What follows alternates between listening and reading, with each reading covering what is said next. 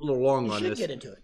But I was talking with a guy yesterday, local, and we were talking about trainers with fighters and stuff like that. And he was like, "Yeah, this one guy comes in and you know, it was fucking YouTube. It's this new fucking he catches punches and he makes them throw like combo after combo after making my daughter throw combo after combo." Yeah. And I'm going, but see, I was like, that's the whole point. I'm going, that's unrealistic. That don't happen in a fight. Yeah. You're not throwing 1, 2, 5, 6, 1, 2, 5, 6, 1, 3, 4, 5. No. You know, you're in there. You got to work on things. And sometimes you got to go back to the basics. Khan, I think he needs to go in there and work with the tennis ball under the chin. Yeah. And work on when he comes out of after a combo of stepping back, one step back and firing a jab and stepping to the side. Not being there waiting for the counter. But coming in with the chin tucked after a fast combo, step back with the jab, because that's usually when he steps back and he admires his work, he gets caught and the chin's up in the air. Do you have an issue with Khan's timing? Like maybe he doesn't change the timing of his punches or the angle, he just kind of throws and throws? It's not when he really gets caught. He gets caught when he gets lazy and admires. He gets caught with something. And his chin is up in the air a lot, and that's a big part of it. Keep the hands up, fire your combo, get back, finish, be on guard. Yeah. And that's one of the biggest things. I mean, he's that fast where he could get away with a lot. Really. Okay. On the same token, thank you, Slavin. Okay, on the same token, though, if you're working Crawford's corner, what would you have him do with Khan? Well, Crawford is one of the few fighters, in my opinion, so far that's fighting Khan that has the ability to almost match him hand speed wise. Yes. And that's not a knock to Crawford, because Crawford's hand speed is phenomenal also. But Crawford is a smart fighter. The reason why I would, if I had to bet on it, which I'm not picking in this fight a winner, but if I would go with, I'm picking a winner. I would go with Crawford, because Crawford is also another very, like how we said Mikey was. Yeah. But Crawford is another very smart fighter. Yes. And Crawford is going to find ways. If Khan fights an almost perfect fight, yes, I think Crawford will still be able to find ways to beat Khan. Yeah. Or get in there and knock. And Crawford has the power to knock out Khan. Yes, he does. I don't think Crawford has one punch knockout power. I think he builds up through attrition and just breaks you down. He does. He sets himself up. Yeah. Nice. And on top of that, his skills, his athletic skills are good enough to be able to compete with Khan. Yeah.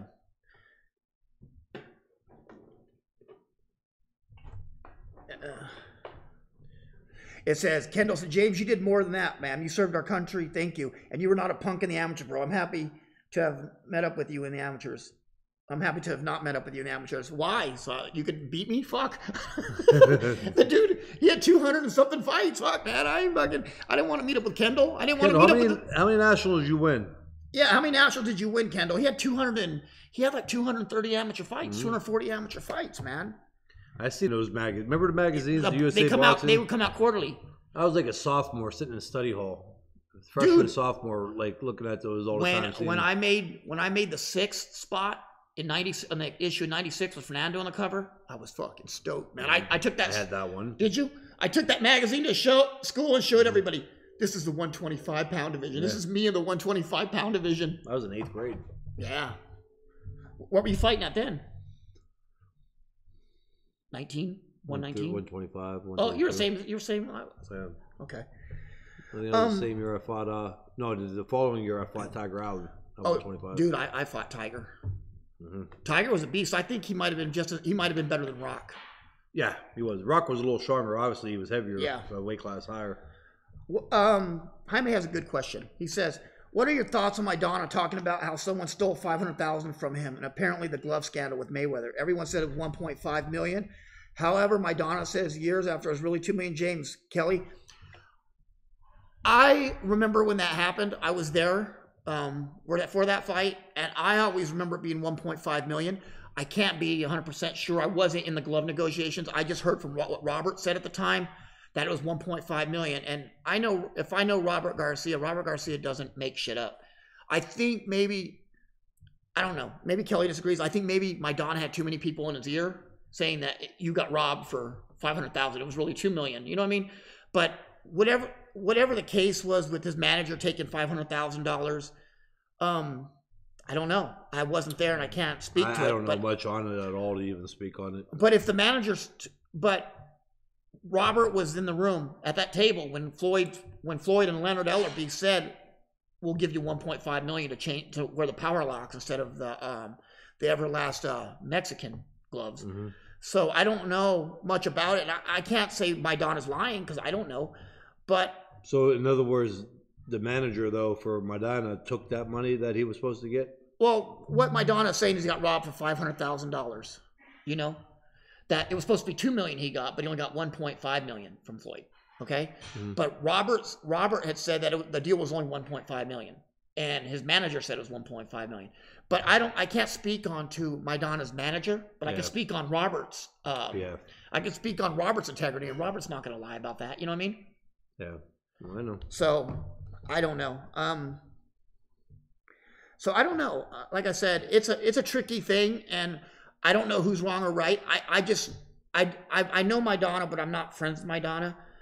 And everything I could tell you about him, he was a good guy. You know him too. Yeah. You know, but I can tell you through Robert, through all these years, Robert has never shown anything in his to go against his integrity. He's given money back to his fighters. He doesn't charge any of his fighters for their chef, their room, their rent. He doesn't charge them. So I mean, if Robert says it's 1.5 million, I'm going to go out on a limb and say I believe Robert Garcia. Yeah. I mean, that's just.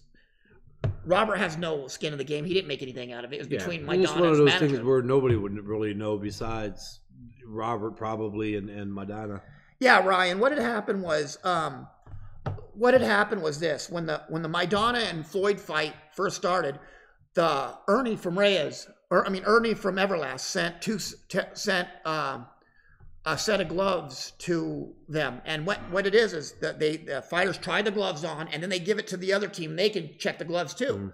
Well, what happened was Ellerbe was putting the gloves on, and the whole team was putting the gloves on. Well, the gloves are getting soft. The more people put those gloves on, the softer they get. Kelly will tell you too. The more they're handled, they kind of get unpacked.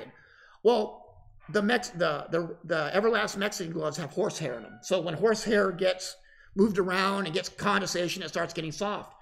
Well, Floyd was like, "No, you're not wearing these," but the commission already approved it. So what Floyd said was, "I'll give you $1.5 million not to wear these gloves." And Maidana, being Maidana, was like, "Okay." So what Everlast did was they sent another pair, but these were the Everlast Power Lock, who are synthetic fiber instead of Mexican horsehair. And then they agreed on that, and the rest is history. And he got $1.5 million in cash.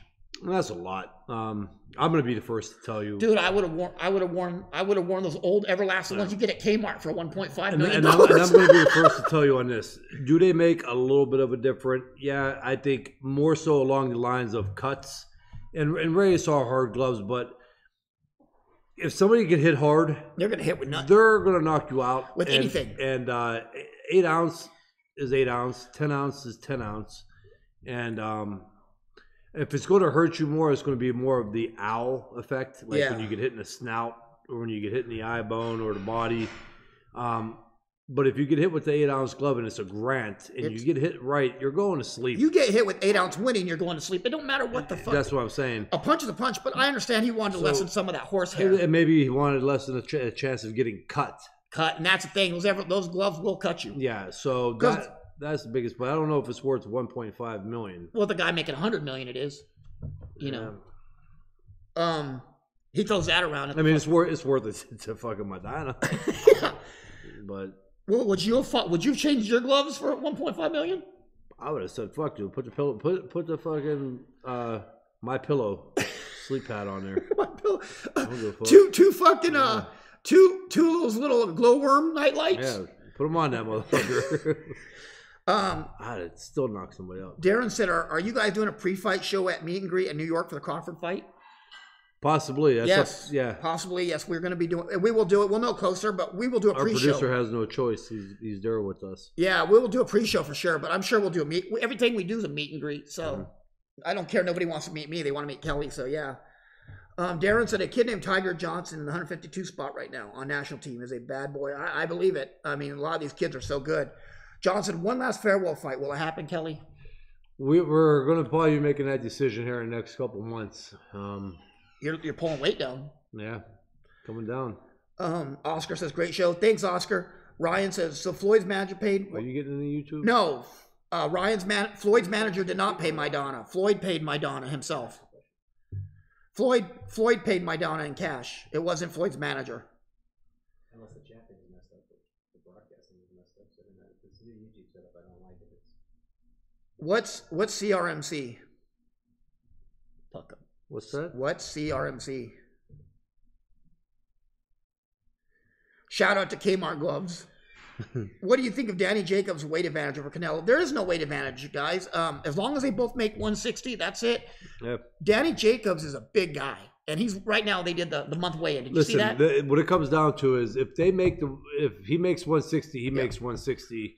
And you know, people were saying that with the first Triple G fight, and that's horseshit. He made 160. Yeah. If he rehydrates that much, I know they have regulations on it. WBC wants a 30-day or 60-day out, 30-day out, and 10-day out.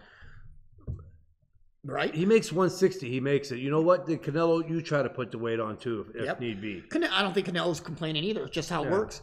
You know, the thing is this, guys. Danny Jacobs has one of the best nutritionists in the sport. And I'm not just saying it because he's a homie. Chris Algieri is fucking a better nutritionist than he was fighter. I'm just saying the guy is a fucking genius when it comes to nutrition and training. Doesn't he? Who's that? Not just that.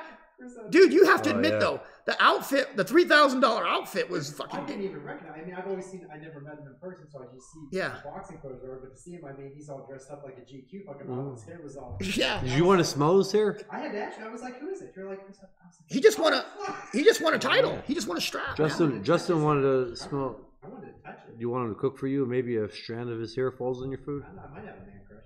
It's a little bit, but no. The thing is this. Canelo at the 30-day weigh-in, I think Canelo was 167 and Danny was 175. That means absolutely nothing. No. I think what they're doing, I'm not speaking for Chris Algieri, but what Chris Algieri is doing, he's trying to hold on to any bit of strength he can get, and he's going to start cutting them slowly. Yeah, and listen, if that's the case, if anybody's going to hurt from that, it's going to be Danny Jacobs. Yes, he's going to be lethargic. If anybody's going to end up hurting and the strength advantage will end up going to Canelo. Yeah. Just because that Danny Jacobs comes in and puts on maybe 180, 182 tonight at a fight. Yeah. If his body is drained and everything, that's just water weight that he put back on, but his body's drained in 26 hours, 28 hours. You're not going to put hydrate 100%. You might only get 30. You might be 70% on what you were. You might be worse. Yes. Worse. You know, your body may be. James Burrell goes, "Who do you want if you come back, KP?" You know what, man?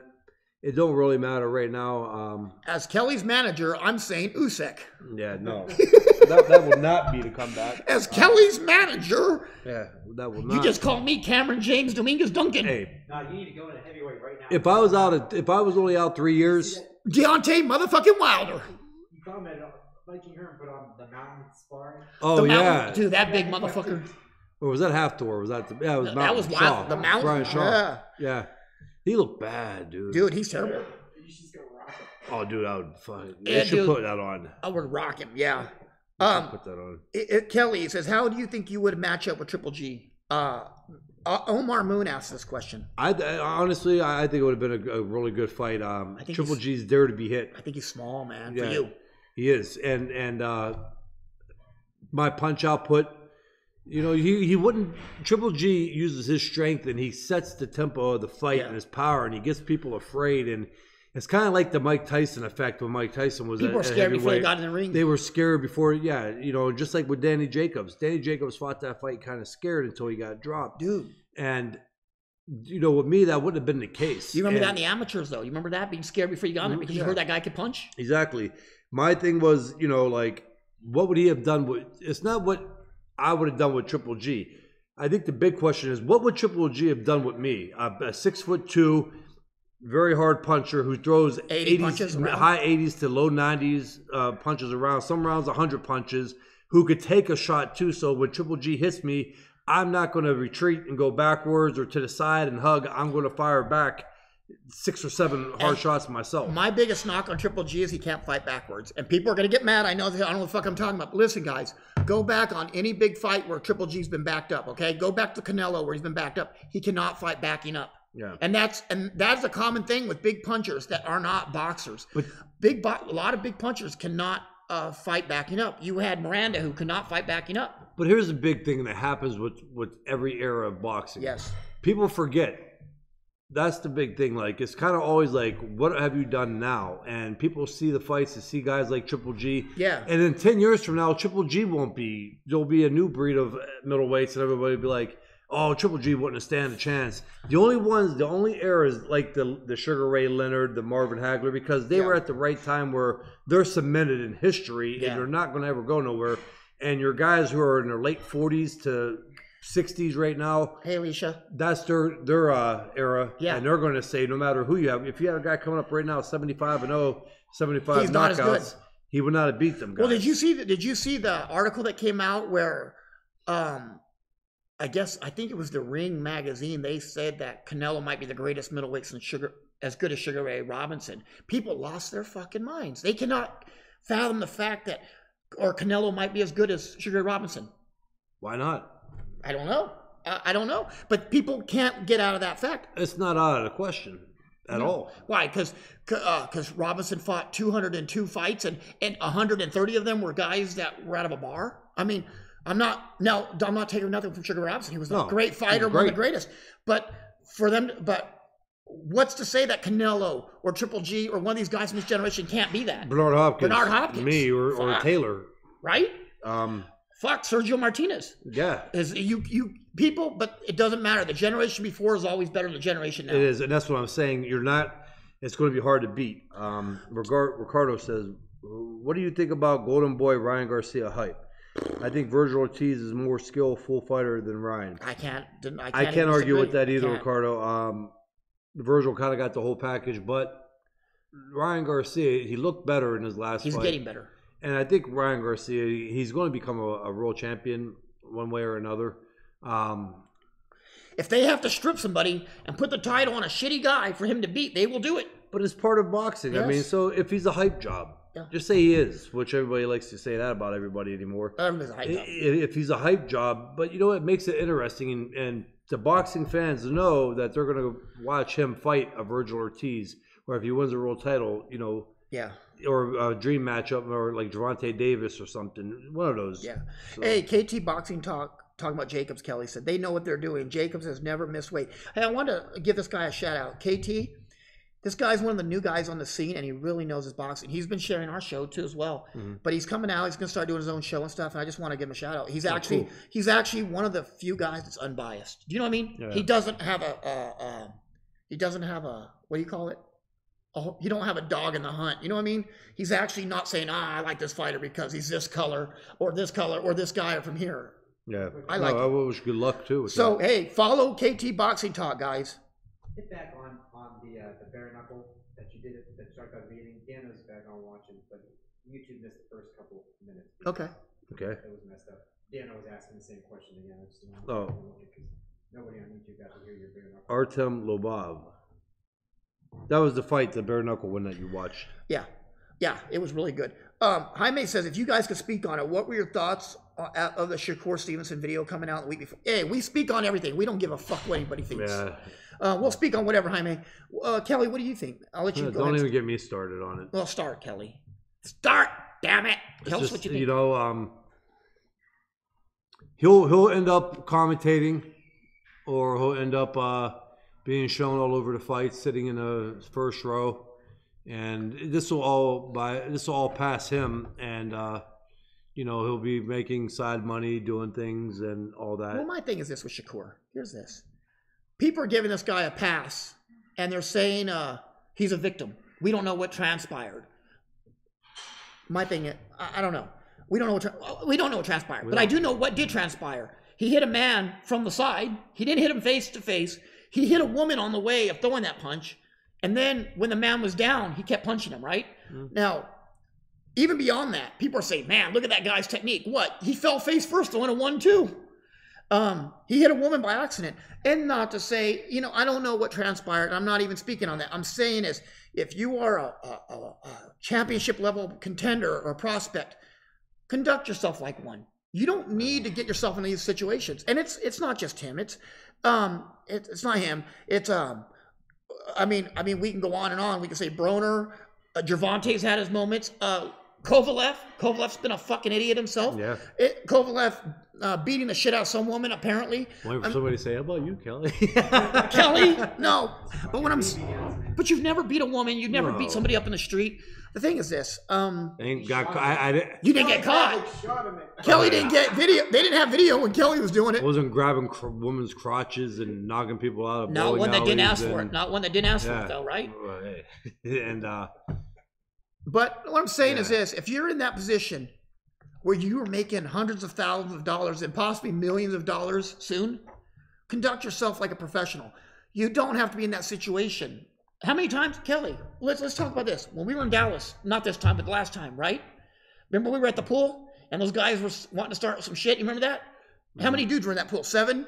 And then were you there? You were in the pool with us, weren't you? I was at the pool. Oh, there was me and Kelly and my friend Scott, and that was it. There was 3 of us. There was like 7 or 8 dudes, and they were staring and wanted to start some. You were having coffee. Well, let's go back to. Well, I'm saying is they were starting shit, and what did we do? We got out of the pool and walked off. Right? We left. If we would have stayed in that fucking pool, I'm guaranteeing you it would have been acquaintance for those dudes. I'd been out 7 years, and it would have been headlines through all boxing community that I got in a fight with 7 dudes at a pool. 2 of us too. Not even the fact. It won't even be that we got jumped. It'll be 2 people jumped 7 people. Yeah. And there is animosity on it, man. So I'm not gonna. That's why I didn't want to get into it. But it got more attention than the Shakur. No, we walked away from that situation too. And can you imagine Justin came out with his cup of coffee to help? He would have come out with his. I mean, I would have came out to help. I know you would have. Bought a bottle of Jameson out. No, come on, I'm saying, cheers, mates. I was like, let's do this shit. And Kelly's like, no, let's just go in. I'm like, all right, fuck it, we'll do that. Yeah, but we did. We walked away from it. Yeah. The simple things that you do. You know what I mean? Like maybe a little bit of age now. On the other hand, too. Don't get me wrong. No, I'm just saying. 36. And James is 41. He got his silver sneakers card. And 40. Hey, this guy's gonna be 40. This guy's gonna be 42 next month. I know. That was just pretty cool. Happy day of birth. Right. So, but I'm being serious, like that, there was just a difference, you know, like before it escalated, why would we stick around there? Was I afraid of 7 people? Absolutely not. We would have probably had been fun. We would have had stories to tell probably for 2 years straight, but. Those guys weren't fighters. They were just drunks. Yeah, we walked the other way. And we were sober? We were none of us drinking? Amy says Kelly issues were pranks that people blew away. Yes, they were. Nobody still knows the truth behind it, and I don't want to get into it. But like that Brian Bailing, that piece of shit derelict. Yeah. I mean, if people really knew. Yeah. Derek says, "Who do y'all pick for Spence next before Big Bud?" Well, it's not. I think it's heading down towards Porter. There's already been a contract put in that place. There's already been a contract that's. I don't know if it's been signed, but there was a contract put forth.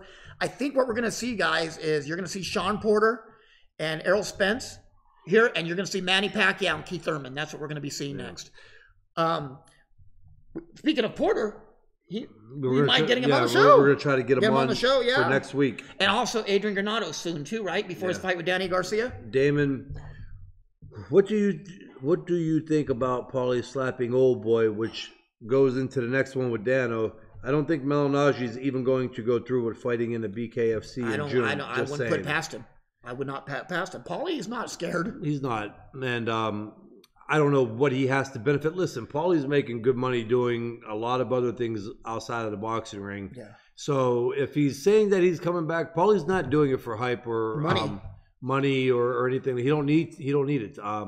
So that's what makes me believe that he's serious about making his comeback or fighting in this BKFC. Well, so we'll see. My thing is this too, Kelly. You get a lot of people say, "Oh, Paulie won't last in that BKB because he punches like a bitch." He probably doesn't punch hard for a lot of high-level fighters. What you would consider punching hard. But let me tell you what: if you're one of those dudes in the BK in the bare knucking boxing, or you're one of these dudes off the street, he will fuck you up. Yeah. It's a big difference being hit by a guy that's trained and a guy that's not. Who was the guy that he smacked? MMA fighter. Yeah. UFC guy. But the thing is this: you're not gonna. Let's face it. Paulie Malignaggi is a Brooklyn guy. You're not gonna run your mouth to him and not get smacked. You know what I mean? That's something that's gonna happen. Yeah, but we'll see what happens. Emilio X. What's up, guys? Wanted to ask Kelly about Jermaine Taylor. How skillful was he compared to the other guys you fought? Listen, Jermaine was a bronze medalist Olympian. He was a world champion who beat, I'm not just saying this, I'm not building him up because I beat him, but he won a world title in 2005, beat Bernard Hopkins 2 times, who was setting records, the first one to set the records in title defenses. Jermaine could fight, man. Let's fast forward after my fight. Yes, he got knocked out and he lost, and it's like the saying, you know, well, yeah, I could have won the lottery, but I missed the last number. But he was in there. He was beating the shit out of Carl Froch, who everybody thinks is so great. He was beating the shit out of him. He could have took one more knee in that 12th round and still would have been far enough on a scorecard to win it. Yeah. He was doing the same thing with Arthur Abraham. Yep. And so that goes to show you, boxing-wise, his skill level. Jermaine was a great fighter. Esteban says, honest question, how does the process of switching trainers usually go? Most of the time it's split mutual, or does the fighter look for a change without informing their current trainer? Do trainers worry about their fighters might be looking to switch? You can answer that better than me. How does the process of switch? About how do you switch trainers? Mutual, or does the fighter look for? Are you talking about if a fighter switches during camp? Yes. Oh, no, just switches between fights. Well, usually with most parts, there's not a contract with a trainer. No. So it goes about, hey, listen, if you're a fighter, and this is the honest God truth, though, and I'm looking to start training guys myself, you know, planning on getting a boxing gym, so I know the situation. Yeah. But if you're a fighter, again, your trainer's not in the ring getting punched in the face or putting his health on the line. No. He's really not. No. They're not. Your trainer is not running 5 miles a day with you. He's not starving himself throughout training camp. He's not getting his ribs and his nose broke 3 days a week in a gym sparring. So I understand, but the fighter, at the end of the day, yes, trainers put a lot of work in and they dedicate their time, but at the end of the day, it's the fighter in that ring that's putting everything on the line and his health. If a fighter feels that he has to do something else to better his career, because a fighter, all he got is fighting. A trainer could go train somebody else to make money or go train another person. There's people there. He's the owner of a boxing gym. A fighter, that's his living. And if he loses or if he ain't getting the proper training, his income's done and he gets hurt real bad. That's as realistic. And if people can't understand that, then you're selfish too. Yeah. So if you got a fighter, so I understand that, but I think that if you when you don't pay a trainer for training you and you up and leave and you didn't pay him his last purse or anything like that, now you're the asshole too, though, because that trainer does deserve, because that trainer did put time in. Yep. That trainer is also running the facility that you're working at. So it goes kind of hand in hand. I think the trainer has to understand the fighter's needs. And he's taken away from his family time too. Yeah, they are. And what's at stake for a fighter? And I think the fighter has to understand what's at stake for the trainer. So, I mean, if a fighter leaves, as long as he paid his trainer for his cut on the last fight, then that's what it is. Ryan says, Kelly, how do you feel about Golden Boy's program for Ryan Garcia? James Kelly, do you feel he's the best on the best program, or would a different promotional camp such as Top Rank be better? Me personally, I think Top Rank is the best at bringing young fighters up. I believe PBC is the best at giving veteran fighters exposure. And I think Golden Boy right now, Golden Boy is doing what's best for Ryan. I don't think Ryan needs to be put in super hard fights just yet. I don't think he's ready for some of those bigger fights. I think Golden Boy's acting. They're moving him as Top Rank moves their guys too. Yes. They have a lot of the same people working for him now. Yeah, they're moving him at the right pace. Yes. Bob Arum, Francesca Tripoli. Bob Arum said he enjoys the joint. Did you ever share one with Tim? If so, what was that like? No, listen, Francesca, I liked drinking. Weed, I can't do it, man. It's horrible. It's not my cup of tea. So no, I did not ever toke one with Bob Arum. Kerry Bradshaw says, "What's up, James and Kelly? Hey, shout out to Kerry and IOTBA Boxing. I like the show. We tune in, and I always want to say when we got to Dallas, I want to thank Kerry for the credential hookup for us over at the car on Friday night. Remember the car we went to on Friday night? Yeah. He hooked us up. So thank you for that. Oh, absolutely. And keep doing what you're doing, man. We appreciate you." Sergio Meza says, Danny Garcia turned down multi-million for a fight with Crawford. Is he worth more than that and too much to lose? Why didn't he take the fight? Because he's a competitor. Yeah. And you want to fight the best. You know what I mean? We say, why didn't he fight Crawford? Well, shit. I thought why Why didn't he say he turned down multi-million for a fight with Crawford? On the same token, though, I mean, maybe he's looking for a better a good payday for less of a risk. Yeah, it's and, a risk. Getting a title, and then now he's in the driver's seat on dictating who he fights next and how much he can get paid. You know, it's kind of good. Job security. Yeah. You know what I mean? That's the way I would look at it. Like, if he goes in there and instead of fighting Crawford and getting beaten, not having a shot at a title, he knows that he's getting a couple, 1 million, $500,000, 1.5, 1.2. Oh yeah, and then I guess Amy said we were in the line of fire in the MGM with a muscle man and his mouthy woman. Remember that? Remember at the MGM Grand when they were the Mr. Universe competition was going on? They had the big powerlifting guy and his girl talking shit to us, and I started cussing her out. Wrong day. Wrong fucking day. We just got off a long-ass flight. And Kevin Carter. Hey, guys. Kelly, once Usyk gets past Takam, should he go straight into it and go after a big name, maybe a Dylan White? Why not? Yeah. I think Usyk is a special fighter. I do, too. What do you think? I think it's also going to be time for Usyk to make a move, though. He's got to get younger. Yeah, they've been throwing his name around. So you're at heavyweight, start calling out the big names. I think that's the only move that he has. That he has to do something soon. Yeah. Don says, walk away from altercations, but add them to your purge list just in case. That's absolutely right. Just keep them there just in case. Ryan says, Jeff Reagan says, Artrum has zero head movement and any technique at all. Probably will school him. It's a big difference between boxing and MMA. I mean, you can be a great stand-up striker, which they call it stand-up striking in the MMA, but it's a different level than boxing. It's like taking a boxer and putting him in the cage, or wrestling, or jiu-jitsu, or judo.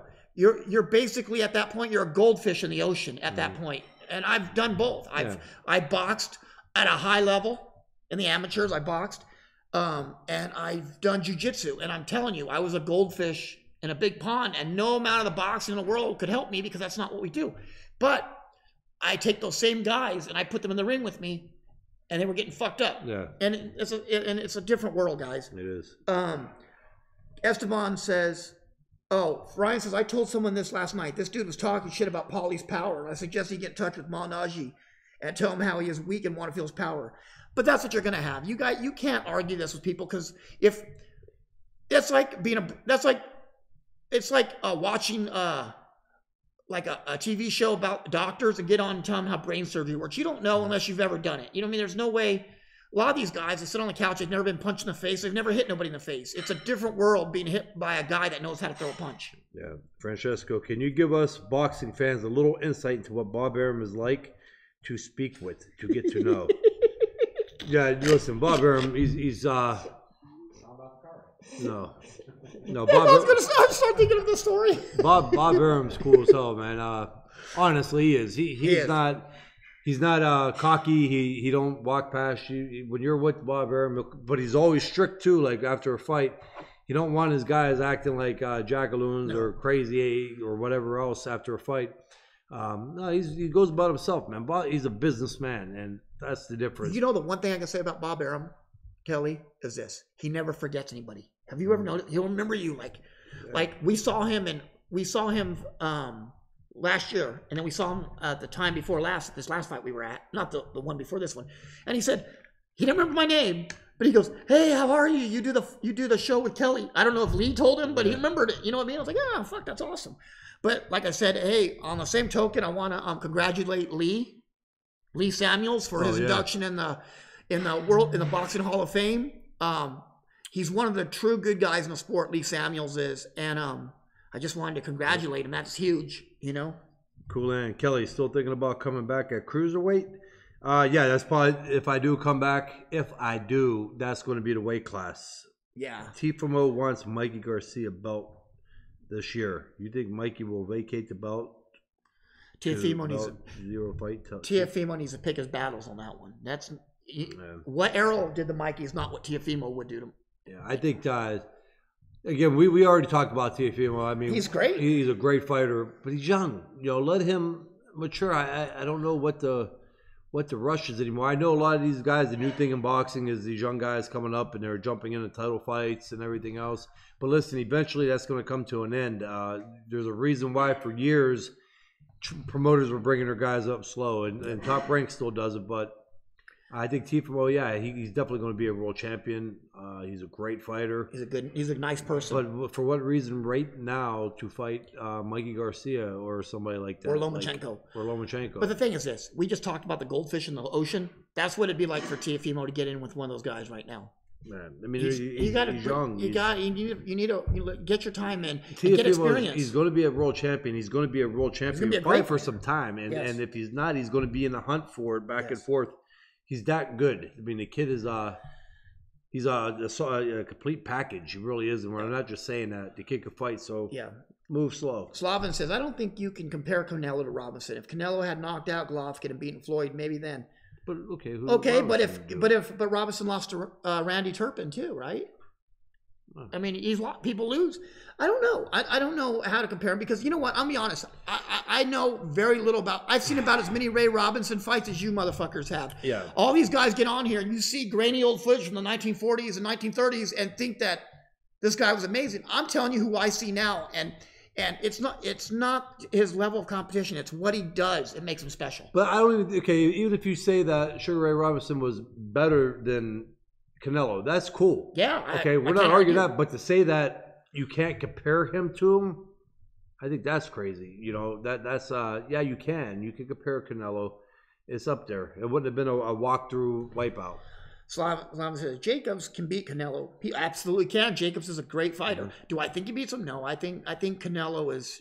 I think Canelo right now has reached his peak. I think he's getting better, you know? Yeah. I think we're the best Canelo we're getting is right now. I wanted to just throw that out there. Guys, check out the new Ring issue. The Ring magazine. I'm the guest editor. Guest editor in that. And I gave a really good breakdown of that. Actually, I ended up subscribing. I got it so I could read it. When did you get it? I got this on my thing. I'll pull it up now. We could post it to the site if you guys want to read it. It was a great article. Yeah. And the guy, because I always like reading how they rewrite what I say. Yeah. And the guy put it in. It was Doug Fisher did a great job on that. Ryan said, "What the fuck, James? I don't know what he's talking about. What the fuck would I say?" Ricky says Regis Prograis might do that to Mikey. Regis is an amazing fighter. Mm-hmm. He's a great fighter. He's one of my favorites. But he might. But then again, I don't know. But hey, the former WBO featherweight champion Jesse Benavidez is watching. Oh, cool. Love Jesse. One of my favorite fighters ever. Steve Z, go ahead. Well, no, I was going to tell a story. When I was about 16 or 17, I saw him train. I wanted to spar him so bad until I saw what he did to his sparring partners. And then I was like, no, I'm going to bypass that one. And Steve Z goes, did you guys watch the Showtime fights on Friday? If so, what did you think of the prospects? I actually caught a little bit of it, probably about an hour before the show started, of all the fights. Yeah. And they all did what they were supposed to do. The one kid had what's his name? Xavier, I think it was. He had to step up, Xavier Martinez. He had to step up in competition. He actually went in there and won big time. He destroyed the kid and did better than people expected for a step up. Yeah. And we caught a little bit of it. Donovan said, what were some of your personal favorite fighters to watch when you first started to get into the sport? Doesn't have to be like the best of the best, for example. I really liked watching a fighter like Cornelius Bose Edwards. Who did you like, Kelly? Not your favorites, but who did you like watching? Oh, man, a lot of them, though. It's when I got into the pros. When you first started the sport or whatever. Whenever. It didn't matter. Man, guys, just all around in general. You know, there was guys at my gym, Greg Kikta, and guys that were fighting, but I like watching, Bronco McCarts, Tuesday night fight guys, huh? Yeah, Tuesday night fight guys. That's where it was at. Obviously Tyson, for my age when I was coming up. De La Hoya. Oh yeah, one of my favorites was amazing to watch. Fernando Vargas. So it was just a whole bunch of them. I remember when I don't know. I liked I liked watching some of the earlier fights too. I liked like you did. I liked watching Winky Wright and Oscar De La Hoya. I liked watching Ike Corte, Felix Trinidad. Yeah. I liked those guys. It goes on. I mean, it goes. Yeah, that was our generation. Mm-hmm. There was just so many. But I think Paul Spadafora. I got a chance to spar with him for 3 training camps. Loved it. And I say that because that's who I've seen in the gym all the time growing up. You know what I mean? I know we always bring up Spadafora, but you have to understand he's from here. Yeah, there's reasons why we bring that up, and that was a part of my career. And it was part of mine. Yep. Just working with him for 3 fights was huge. Terry Norris. love watching Terry or Julian Jackson, Joe McClellan, all those guys. Yeah. But I don't know. I mean, and even some of the lower level fighters, even some of the lower level fighters I was a big fan of. Some of the guys on Tuesday Night Fights you'd see, Michael Nunn, some of those other guys. What happened with that bodybuilding chick? I don't know, Ryan. Maybe you answered this, but do you think Khan has a good chance? Remember, you were hot on him, and he got a really good chance. He has a really good chance. No, especially if the fight goes to decision. I don't think Steve. I don't think he's as hot on him. I think he's just. I'm not speaking for Kelly. I'm just saying personally for me. I think he has a lot of attributes that can cause problems for anybody. Look what he's done in his fights. Even if listen, go back, watch fights where he got knocked out. Though, watch how them fights were going. Ryan say, tell the Bob Arum story. Everybody wants to hear because you stop. We can't tell that. Kelly doesn't want a Canelo fight. I thought Xavier Martinez did great as well. You guys think Jamie Munguia can improve his... Jaime, yeah. Jaime. What do you think, Kelly? I'll give my bit, but I want to hear yours first. I don't know if you're how much can you improve it? Let's be real, guys. I mean, the guy's been fighting how long now? He's been pro how long? But how much do you think you can improve it? And if you do improve it, as soon as he gets hit with a big shot, what is going to happen? He's going to probably go back to go back with a Torgatti. Yeah. He went with McGirt and he was boxing. It looked great. As soon as you hit him with a hard shot, all the shit he learned went out the window. Yeah. I personally think there's a ceiling to Munguia. I think Jaime Munguia is as good as he's going to get. I don't think that he's going to get any better. He's young, but if you've been following the sport, like a lot of you guys really watch the sport deep, and I'm sure a lot of you guys know more about this than I do, and in Kelly's case and Justin's case, who do follow the sport, sometimes you see a fighter and you know that's as good as he's going to get. You can tell there's not much more he can do. I mean, the good Lord only gifted him with so much. Do you know what I mean? He has a lot of heart. He doesn't have a lot of skill. He makes a lot of mistakes, but he gets through because the level he's fighting at. I think maybe if you see Munguia in there with the right guy, it could be trouble. Mm-hmm. I mean, any of the Charlos, Jacobs, Hurd definitely. I mean, these guys, Canelo. Yeah, no, I've been saying that for a while now. He literally got by because he's so big for that weight, but he's fought the right guys, and when he does make that step, that's what I think the fans want to see. Yeah. And defense, I really don't know. I mean, yeah, you can work on and improve things. I think it's more than just keeping his hands up. I think it's a lot of footwork.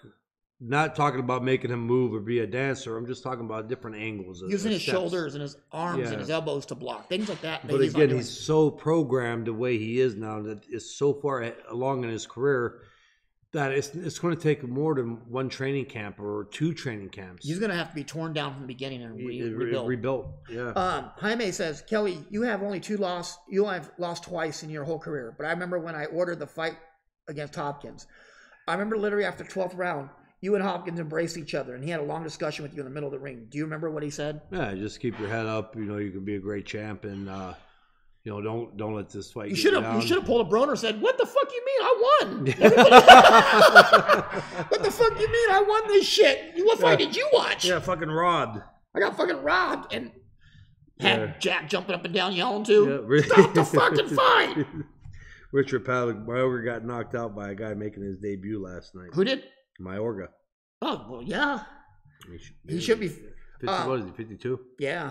No, he's in his late 40s, isn't he? Yeah. Well, I know they probably won't fight to do boxing politics, but what do you think about Miguel Berchelt and Tank Davis? I think Davis is one of the best fighters in the world. I think Berchelt does not stand a chance. Yeah. I mean, I like Berchelt, don't get me wrong, but let's just be honest, guys. Tank Davis is the strongest, most physical, and probably most athletically gifted 130 in the world right now. Yes, Tank takes that. Rene Alvarez, Hurd versus Munguia would be a war. I don't think it would be. I mean, I know Hurd is a guy that gets hit too, and he's there to get hit. Yeah. But I just think Hurd is a little too athletic and too fast. The thing with Hurd, though, the more the fight goes, the better he gets. That's what I'm saying. He's like a fucking diesel engine. You know, diesel engine, it starts kind of clunky and kind of slow, but when it gets warmed up, it just goes and goes. Yeah, that's what it's like. If you're going to beat Hurd, you better knock him out somewhere in the sixth and earlier. Because once you go past 6th round, that's your ass with Hurd. They say diesel engines don't break into like 100,000 miles. Yeah.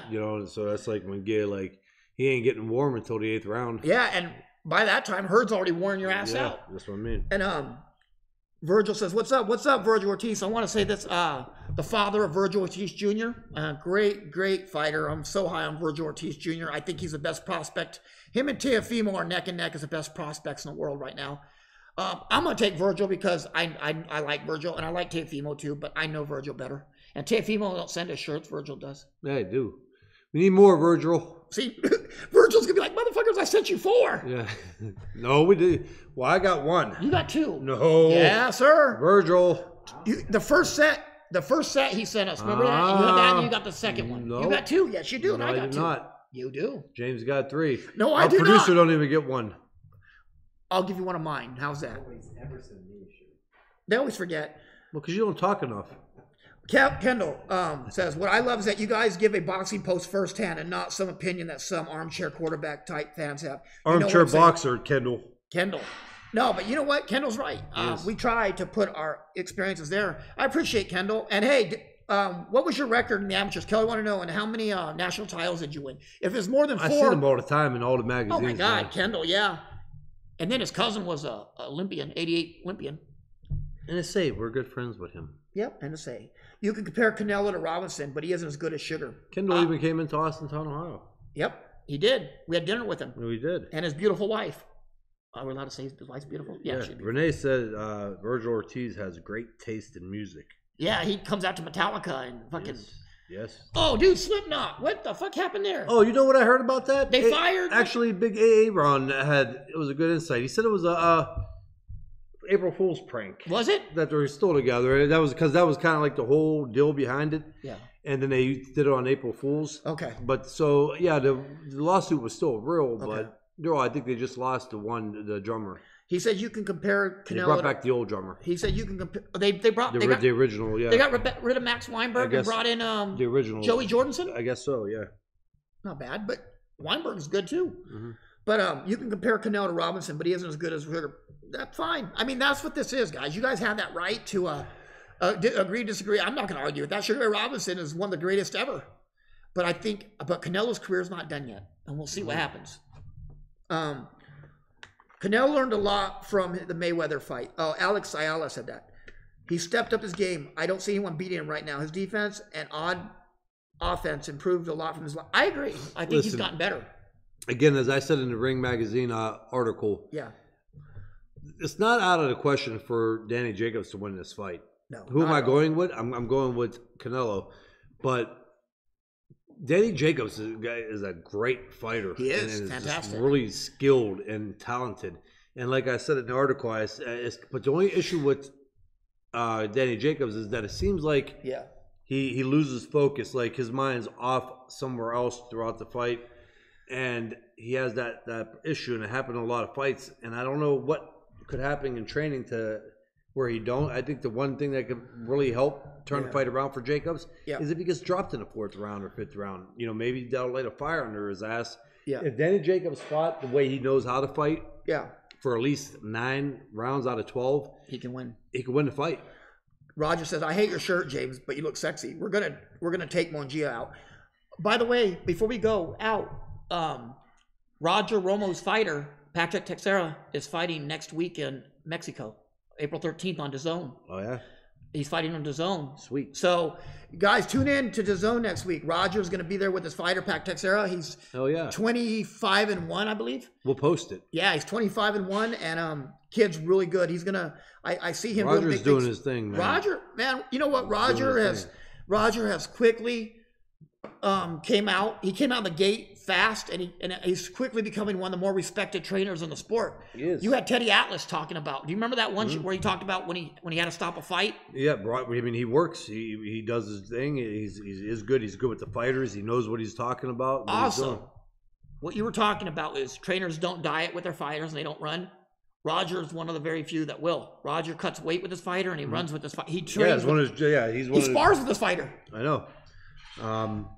Jacobs, that is, hold on, what did he say? Don't lie, have either of you kissed Jenny Shisu? Who? Jenny Shisu. Oh, that girl? I wish. Yeah. But, man, her girl is a little fucked up, though. You see, she was talking in an interview, and it was all up in her mouth. That girl that Pulev kissed? Yeah. Yeah. Dude, I didn't ever look at her teeth. Did you? Oh. No. Oh, I know. I get where you're going. Yes. Francis Jacobs, that is. What is he saying? Who do you think he loses? Why do you think he loses concentration? Jacobs, that is. Can I answer that one? Well, you can answer it first. Because he just in a fight, like he looks great and he does things that are phenomenal and his hand speed is fast. He counters, will make moves. And then the next round, he just changes everything and actually just makes it a dull, boring round. And the round's up in the air and the round could go to the other guy. Yeah. As instead of doing what he did in that round where he looked spectacular, doing it the next round, or that he just fights in spurts. And looking at from another angle too is a lot of these guys are really talented. You had Roy Jones that did it. Help me out here. Andre Ward did it. A lot of these guys are really high level talent. They are so good. They sometimes lap their opponent and they just get bored. Mm-hmm. They just start fucking around in there, and it's not that. It's just sometimes you're so good, you can take they think you can take a round off or you can chill, but eventually, I don't know. Eventually, that category, but no, but I think eventually, but he is good. You know what I mean? The thing is this, absolutely. But he takes rounds off because he thinks I can fuck around. But he's in his last fight, he got hurt multiple times taking rounds off. That's what I'm saying. You can't do that. You can't, especially against the Canelo. And we knew even Roy Jones Jr. He took a round off against Tarver. What happened? He was out, knocked the fuck out, right? Mm-hmm. Andre Ward took a little bit of rounds off with Kovalev and got dropped hard in the first fight. It happens. I mean, you can't take rounds off against another guy that's trained to hurt you. My brother goes, Billy Joe Saunders might beat Canelo. Very hard to hit. And then James says, Richard Pell, I think BJS is all wrong for Canelo too. Listen, I don't know where you guys are getting that at Billy Joe Saunders. The only thing he's beat is a cocaine rap. Yeah, that's what I'm saying. Because he looks good against guys that can't fight. that can't fight, and he's out doing all that fancy shit.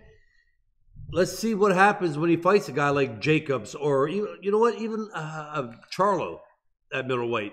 If he could go in and do that against a Charlo, then now you're saying, hey, listen, this guy's legit and he could fight. Yeah. So I can't say that he's all wrong for Canelo. I mean. Yeah, I don't think he's faster than Canelo. No. He definitely ain't got faster hands than Canelo. He moves around the ring and he's slick. He reminds me of a Sergio Martinez, and I think Martinez was better at it than Billy Joe Saunders. Yeah, I do too. I think, and he could hit, and he hit harder. Martinez could hit.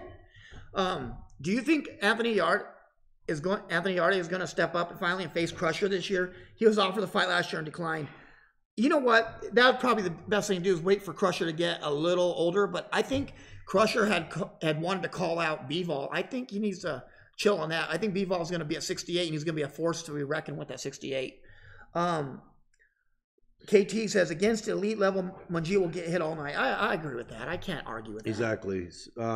Steve Z says, as far as Sugar Ray Robinson in his era, what I would add is that these guys fought multiple times in the year. Yes. Great fighter, but possibly could have even been better with more time in between fights. And then you know what? And so could have some of his top opponents too that were probably fighting 3 times a year. 4 times a year because they're making $600 a fight. That's what I'm saying. I mean, come on. You can't go on that. You really can't. Yeah. Sergio Lemieux and Andy Lee can't fight, although they aren't elite.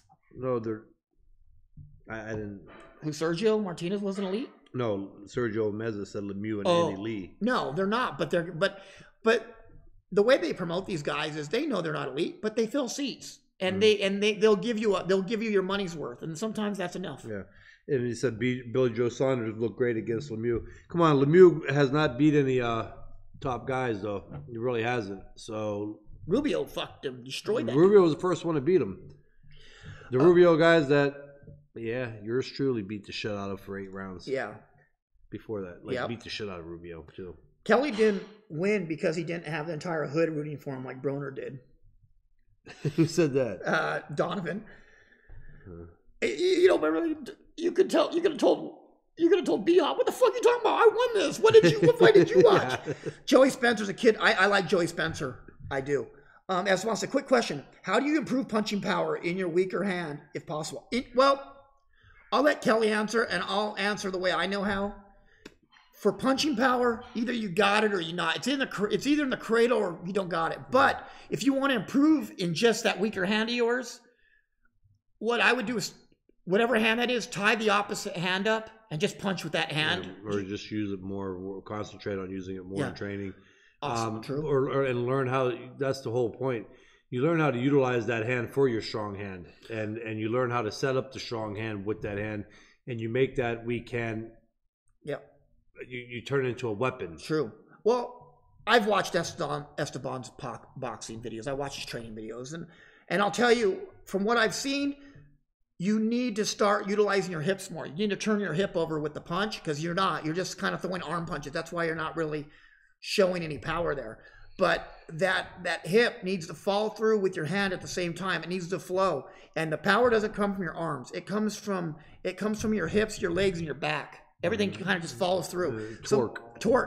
So all in the hips. So make sure you start utilize leverage and utilizing your hip, and it's that torque, that snap right at the end. You know, the more I go into it now, doing personal training, yeah, I think that you can transform a guy into hitting hard, or a young fighter. Yeah. But I think if you're going to try to take a pro and do it, you got to start again. You got to start all back over from the beginning. And you don't want to do that at that point. No, you really don't. But I really think but tie that, whatever hand it is, tie the opposite hand up and tie it where that hand's being held high, where you're not dropping it, you're not losing muscle memory, and just throw that same hand over and over again while utilizing your hip. And if you do something, they say over 7,000 times, it becomes muscle memory, and eventually it will become muscle memory, and your body will start evening out. Because did you ever start noticing that your left hand, it hurt just like your right hand eventually after you started your body, because your brain just starts shifting into using both of them? Renee, thoughts on Aaron McKenna, 6'1" welterweight? I've seen him. I've seen him, but I haven't seen too much of his fighting to honestly give you. We're not going to sit here and bullshit, you guys. We don't know somebody. We don't know him. I've heard of him. I haven't seen anything of him, but I'll definitely keep an eye out. John Portwood says, how would Billy Joe Saunders do against Triple G or Canelo? I don't see that being good for him. No, unless he gives me, unless it's hard to pick that because he hasn't fought nobody of worth. Yeah. Don't tell me Lemieux. Yes, I want to see him fight like a Charlo. I'm not talking about go fight Danny Jacobs or Triple G right now, or Canelo, but go fight like a Charlo. Yeah. Another guy, a legitimate guy with good hand speed and good footwork and some power. And let's see how he does against a guy like that. If he does that against a Charlo, then yes, I definitely say he's ready for a Canelo or Danny Jacobs. But we can't keep saying BJS because he's out there and he's flashy, he's not fighting, and he's dancing. Yeah, first of all, he's inactive. And because he dances around and he looks pretty doing it, because I seen him get tired pretty quick in a fight. So his conditioning's not up there. He wastes a lot of energy doing the stuff that he does. He's always out of position when he punches. When he throws a punch and he gets punched on back, he slips a punch and he's out of position to counter. Yeah, do that against Canelo. See, people say, he may give Canelo all he can handle. Let him make some of the moves with Canelo the way Canelo goes to the body and the angles that Canelo uses, and I guarantee you it's a quick night. It kind of does look like that guy in the Great White House. It's true. But I will tell you this though. People talk about defense and all this other shit. Real defense is not making your opponent miss by a mile. That's not defense. Defense is making your opponent miss by inches and being in a position to counter. That's defense. Pernell Whitaker, as great as a defensive guy that they say he was, which he was good at making you miss. But was Pernell Whitaker really good at countering? Because he didn't. He was always out of position. You missed him. And the same with Billy Joe Saunders. You miss him by 3 feet, and guess what? He doesn't have anything coming back. People are just on him though because he's flashy, because his style. That's why, and it catches their attention. Yeah. And he's doing it against guys that he could do it against. Yeah. That would not work. My brother Ricky, he's another one. I don't know where Ricky usually knows his boxing, but he ain't going to get away with that against Canelo. Canelo will catch him. He'll move right into a body shot or to a left hook or a right hand. Yeah. He can't do that. And I'm going to fight Blue Diamond because he called me a redneck. KT says, Derek James did an excellent job with Jamal Charlo's punching power. You know what, KT? He didn't do much for his punching power. He just taught Jamal how to sit down on his punches. I remember when they first started working together, one of my good friends in the sport that had passed away a couple years ago, Todd Harlib. Remember Todd? Yeah. Great cut, man. Rest in peace, Todd. he talked about the same thing, that Derek worked hard to get him to sit down on his punches, and that's what he's done. You'll see a power improve on any fighter if they sit down on their punches. Right. And that's one of the biggest things from the amateur to the pro transition is keeping your chin tucked, making punches count, and being economical and sitting down on your punches. That's the biggest difference. Steve McCowan, Charlo is legitimate. What a question mark. No, I don't think he is right now. He struggled his last fight. Wait, the junior middleweight brother lost though, right? Yeah. Yeah, in the middle, in the middle, Jamel struggled. No, I don't think he's legitimate, but I think that he's more legitimate than Lemieux right now, or an Andy Lee. Yes, he's more legitimate than them, and that's why I'm saying if I think if Billy Joe Saunders went in there and beat him up or won convincingly, then I say, yeah, you know what, Billy Joe Saunders can really fight. So that's where I'm at with that. He said no, Kelly. Kevin James looks. What? What happened? Blue Diamond's calling us rednecks. Oh, okay. He just said. So? No, I said James looks more redneck than how he is Mexican. He said that He said that you look more redneck than me. Like my redneck neighbor. Can I argue? You're calling me redneck too. Hey, Mama's Irish, man. The Irish aren't too far apart from that, are they? I guess. Purnell made you pay with embarrassment, not counters. And Kevin's exactly right. Purnell would embarrass you. But you know, a tan too. Do you know another guy? And I'm going to say his name again. People are going to get tired of hearing it. That made you pay. Spadafora. You'd miss him. He was never out of position. He'd make you pay, but he just didn't have the power to. So he didn't make you pay, but he irritated you. Yeah, but Winky Wright was another one. He'd make you pay. Mm-hmm. Winky Wright was always in position. Irritated you, but he was in position there. He was. Bernard Hopkins. He'd make you miss, and he'd fuck you up, exactly. Man. What's he saying now? I don't know. What fight do you guys want to see? Kendall, I want to see Crawford and Spence. That's what I want to see. I'd like to see Lomachenko and Gervonta Davis. Yeah. I would like to see Mikey and Regis Prograis. Yep. Obviously, the one Crawford Spence. I would like to see Usyk and Wilder. Mm-hmm. I'd like to see that, and I would like to see. Help me out here. David Benavidez and Bivol. Yes, I would like to see Canelo and Billy Joe Saunders. Those are a few of our favorite things. David got a question. This is for Justin. Guys, do you know your podcasts aren't playing on iTunes here in Ireland? No. Saying we cannot have that happen in Ireland. Justin, what the fuck? We're getting fucked over in Ireland. YouTube, it'll pop up. It's this new beta thing that I keep. Tell them it'll pop on. No, he said iTunes. Yeah, it'll pop up once the podcast is done. Slavin says Usyk is a robot that will fuck you up. David, he said that it'll pop up on iTunes, which you're watching now, but it'll pop up on iTunes after the episode. Yeah. Slavin said. It used to do a lot of the studio beta shit that they're on. Yeah. Slavin said Usyk is a robot. Yeah, he's like that robot on RoboCop Part 2. Remember that one that came through and fucked everybody up? He's like that robot. Quigg versus Farmer might happen. Quigg versus Farmer. Tevin Farmer. I'm not allowed to talk bad about Tevin Farmer anymore. I'm not allowed to talk bad about Paul Williams anymore. That's the rule for this year, right? I can't help it. Tevin Farmer has the same optometrist as the Jerk. You seen that movie, The Jerk? The Jerk. That was great. Steve Martin. Not the cans, but I think Tevin Farmer has the same optometrist. You they keep going. So James O. Dominguez. What? James O? James. Yeah, like the Irish. Yeah. David goes, guys. You know you're. Oh, he already. Who's the? Oh, John said it's working in Australia. Well, I love Australia. That's why. Oh, we got a guy from Australia John too. in Portwood. Hell yeah. Damn. But you know what? One thing I won't go to Australia. You know why I won't go to Australia? Because they have drop bears there. Have you heard of drop bears? No. I didn't. They're these bears that sit in these trees, and you walk past, they'll jump on you and fuck you up. They'll bite you when they fall on you. They're called drop bears. It'd be the cutest infestation ever. Dude, we're going to Australia. No, we are. I got a guy to ask. Why? We go look for drop bears. We can bring them home. I always wanted to go surfing in Australia. Dude, I know. You know what's cool about Australia? We could actually...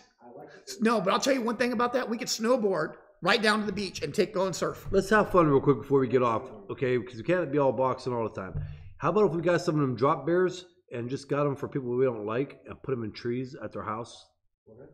Drop bears. They drop on you. Australia has drop bears. They they stay in the trees, and when they see people or other animals, they drop on you and attack you. So we could bring a shitload home from Australia and put them in trees.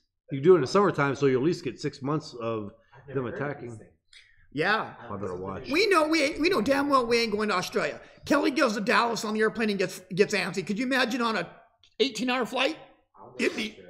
You get antsy as fuck on a 4-hour flight. We can drug your ass like. Dude, what are you talking about? I flew to Hawaii twice. Yeah, but from Ohio. Yeah, because you were getting married, but no, then 2 years later. That's fine. I'm good on a flight. I sleep anymore. We slept this last one, didn't we? Yeah, I slept down in Florida. Marcus, some is calling me crazy because I got Triple G over Demetrius Andrade if they ever fight. I think you're thinking about a fucking koala. No, I'm thinking of a drop bear. Drop bear, not koala, drop bear. But whatever. They go fucking either way. They call them drop bears. They'll fuck you up. And they have all the poison snakes in the world in Australia too, right? And spiders. Dude, you're just meant to be fucking tough in that place. Australia. Kelly. There's a lot of people out there. Kelly, do you plan on returning the ring? I know you've gone there, but some people are just tuning in. Yeah, it's up in the air. We'll know here shortly. Soon. I'm not going to drag it out for 2 years. I want to see Figueroa, Danny Garcia. You know what, Enro? I'm not big on Figueroa. Figueroa, he's really undisciplined. His weight is always off, and he doesn't move his head. And the same thing we were just talking about defense. He might be the anesthetist of bad defense. I think Danny Garcia fucks that guy up. Blue Diamond loves the podcast. Thank you. Thank you. Even though he says Roger Romo is also white. How is he Fernando's brother? Roger Romo? No, Roger. No, last name's Rogelio. It's Vargas. He just goes by Romo. He's light-skinned, like me. What nationality is Blue Diamond? It's a nut. It's an almond. It's a fantastic. Blue Diamond. It's a fucking fantastic one. I love me some Blue Diamond. Hey, Big Ball Walmart is getting a drop bear. Remember Big Bob from Walmart? Remember when Big Bob was talking shit that one time over here? Oh yeah, who said that? Esteban said Big Bob from Walmart is getting a drop bear. Esteban's gonna sick a drop. Esteban's gonna sick a fucking drop bear on Big Bob. Esteban, ain't he in Australia? Esteban's in Baltimore, Maryland. Oh man.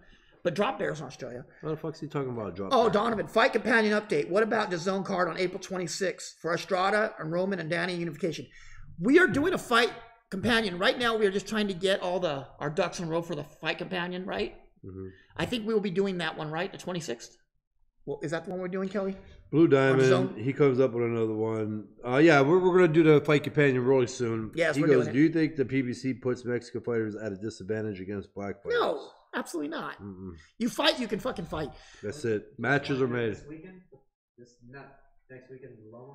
Next week in Loma, and then the weekend after is 26. We could do that companion on that one. On Absolutely. Zone.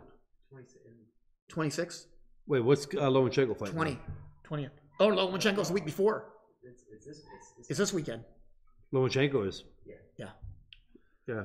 We do a fight companion this one. Got to get a smart TV. I got one. We can bring it in. I got to get one for her anyways. Okay. Keep bringing your TV. If we keep it here, then I can put both in the chats. I can put Facebook in up here, and you guys can just look at the TV. Would that be easier? Oh, so we'll sit over there. Yeah.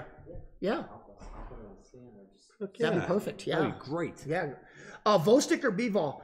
You know what? I'm going to tell you, I like them both. I know them personally, but I know Vostik a lot more.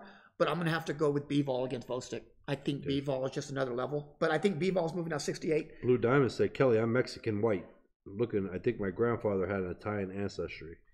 Jesse Benavides said, good job. Jesse Benavides, former world champ, said, good job, guys. What's the next big fight that will live up to the hype for you, Kelly? What do you think? Ooh.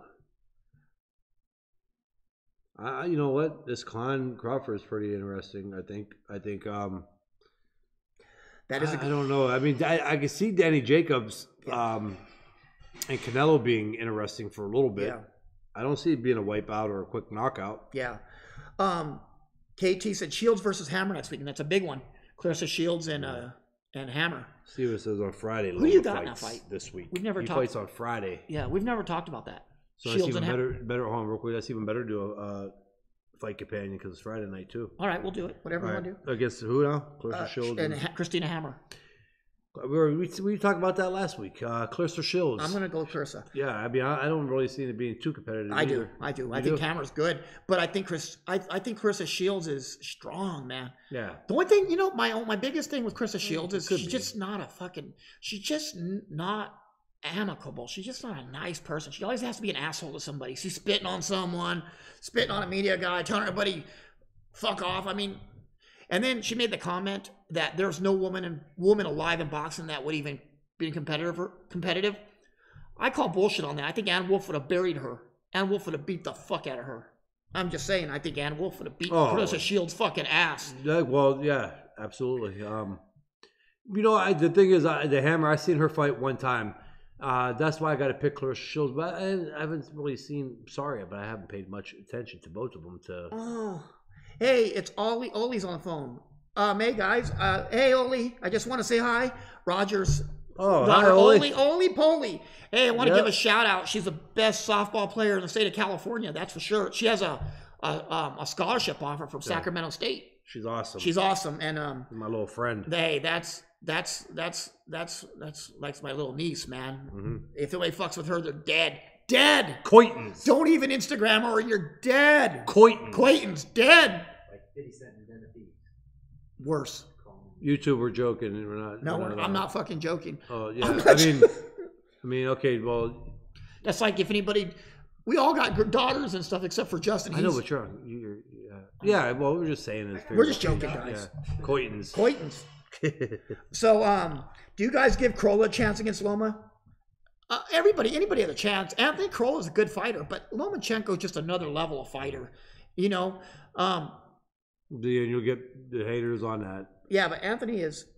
Dan says Shield is hard to root for. Thanks for being a jerk equals fans. Hammer, I think, is smarter and Wolf would have decapitated her. Wolf knocked out Min in sparring. I ain't fucking around.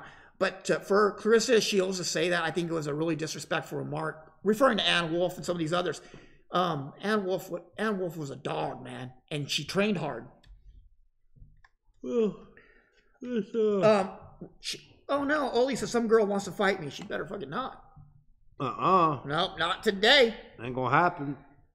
James Kirkland with Ann versus Kelly Pavlik. Come on now. James Kirkland was a junior middleweight at most. At small junior middleweight. James just delivering death threats to a live. Hey!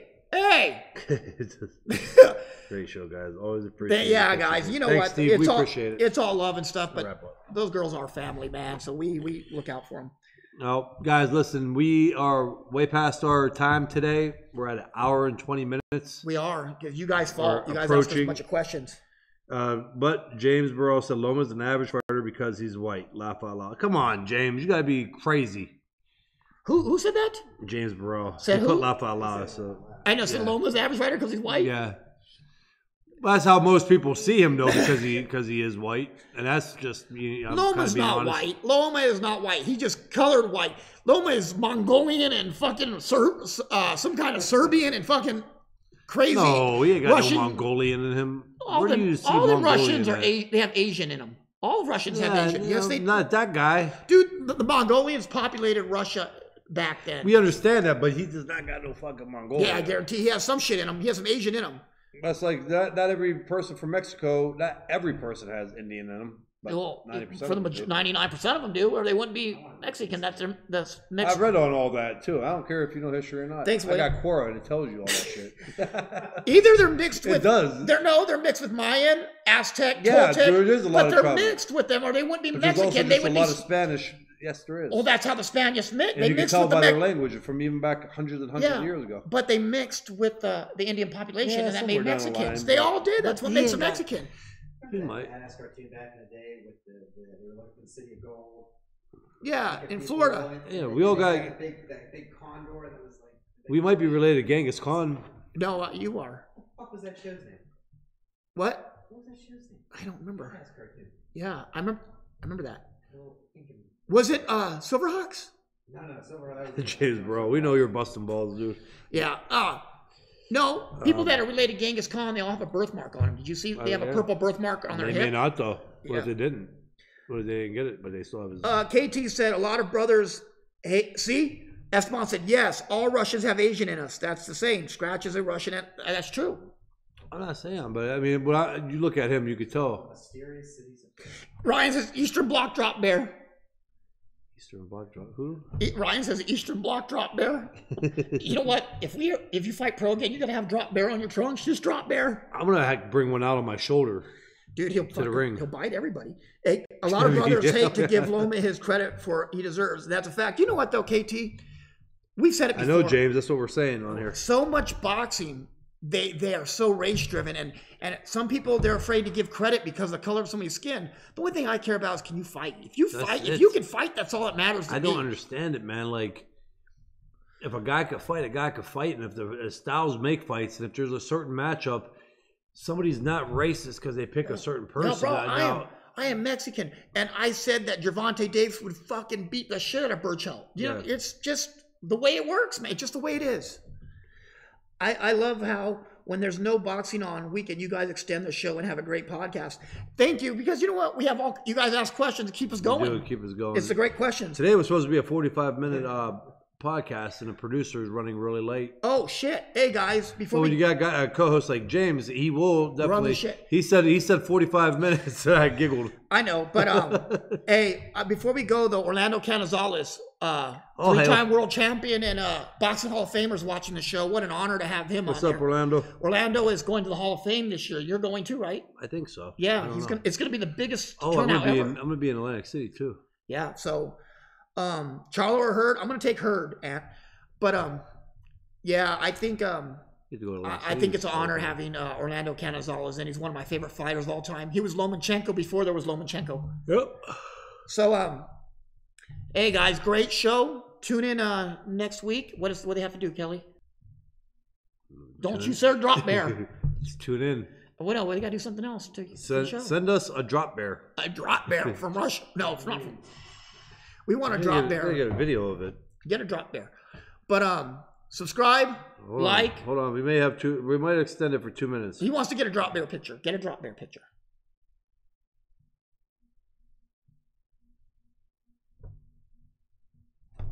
What does it look like? Oh. If it's shit, there he is. We're looking at drop bears, guys. Can you see it? Hold it closer. Hold it closer. Hold it closer, tiny dancer. That's good, right there. Hold it. I can see good. Drop bear. Coming to Ohio soon. Isn't that just a fucking koala? Yeah, but it's an angry koala. It's a drop bear. It's a drop bear. I don't care if you guys say it's a koala or not. It's a drop bear. Did it drop yet? Not yet. Is it going to drop? Higher now. Oh, he's getting a good drop. He's like, I'm coming down with force on this. Look at that shit. I tell you what, he dropped on something that's gonna fucking hurt. It's suicidal. Is he getting it? Yeah, he fucking jumped on them. He's going higher now. Fuck. Drop bear. Hey, Glenn says happy birthday, Kelly. Oh, thanks, Glenn. Hey, Dingo ate its baby. Kelly, let's shut it down. Glenn Ryan, you don't have enough badges to train us. What do you say? Let's shut it down. Shut what down? The show. No, man, we got drop bears on right now. He just keeps climbing higher and higher. He ain't dropping on shit. He is dropping. He just dropped a minute ago. If he drops now, it's going to be suicide bear. Can we figure out how to get drop bears to the United States? I mean, it's summertime. They can survive. Maybe. Koalas here. You have to give him leaves. It's not a koala.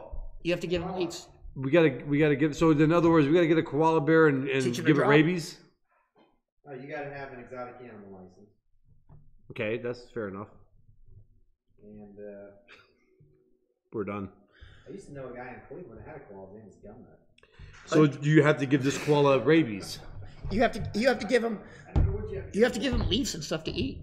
Well, there'd be leaves in a tree. I'm just saying, like, how you get it mean?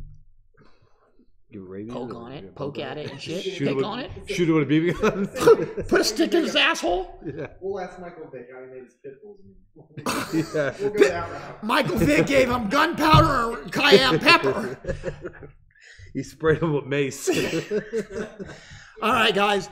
See you next Tuesday. We're gonna post on the show about doing our fight companion. So tune in on our fight companion. We have it. You can judge the fight. YouTube guys, go to YouTube. Share, subscribe. and like and ring the bell. Yeah, and also you can score the fight along with us, and you can commentate instead of listening to the commentators. We'll do a better. All of us will do a better job. So, but we'll keep you guys updated when our first show. Yeah, we will. It's probably going to be Friday. It'll probably be Friday, guys. We're gonna do a fight companion. So tune in, subscribe, and we appreciate it. Thank you for all the great questions. See you next week. See you next week.